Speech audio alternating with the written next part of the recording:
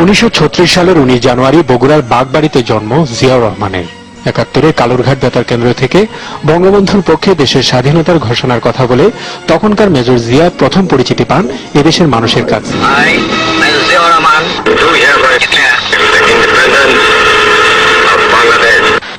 তারপর টানা 9 মাস বীরত্বের সাথে যুদ্ধ করা, যার স্বীকৃতি স্বরূপ পরবর্তীতে তাকে ভূষিত করা হয় বীরোত্তম খেতাবে।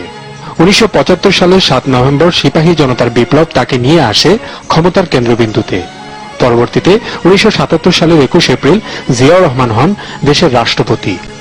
তার নেতৃত্বে 1978 সালের 1 সেপ্টেম্বর গঠিত হয় বাংলাদেশ জাতীয়তাবাদী দল বিএনপি। তার 19 দফা কর্মসূচি তখন দেশে ব্যাপক আলোচিত হয়, যার মূল লক্ষ্য ছিল দেশের দ্রুত সামাজিক ও অর্থনৈতিক পরিবর্তন সাধন করা।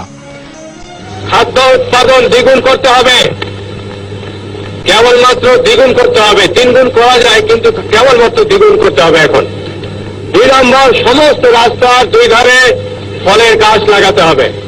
শহীদ রাষ্ট্রপতি জিয়াউর রহমানকে খুব কাছে থেকে যারা দেখেছিলেন তাদের একজন প্রবীণ আইনজীবী ব্যারিস্টার রফিকুল হক।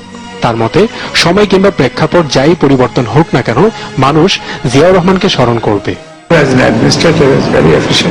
দেশের অনেক ভালো কাজ করে গেছেন। মার্শাল হচ্ছে কি, মার্শাল গেল কি, 7 অ্যামেন্ডমেন্ট গেল কি, এগুলো আই এম নট কনসার্ন। দেশের সাধারণ লোককে জিজ্ঞেস করেন, তারা এটা নিয়ে বদল করে না। তারা তো দেশের কাজ কি করেছে, সেই হিসেবে জিয়াউর রহমান অনেক কাজ করে গেছে।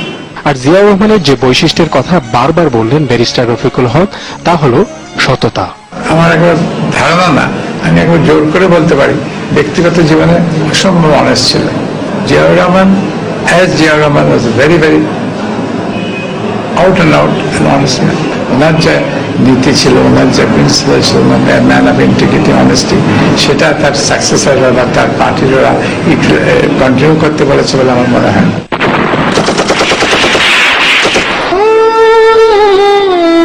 1981 সালের আজকের এই দিনটিতে একদল বিপদগামী সেনা সদস্য হত্যা করে জিয়াউর রহমানকে। এদেশের মানুষের কাছে অল্প দিনেই তিনি যে গ্রহণযোগ্য হয়ে ওঠেন তা প্রকাশ পায় তার মৃত্যুর পর এই জানাজার মধ্য দিয়ে। Ashikur Rahman Chowdhury, NTV news, Dhaka. শাহাদাত বার্ষিকী উপলক্ষে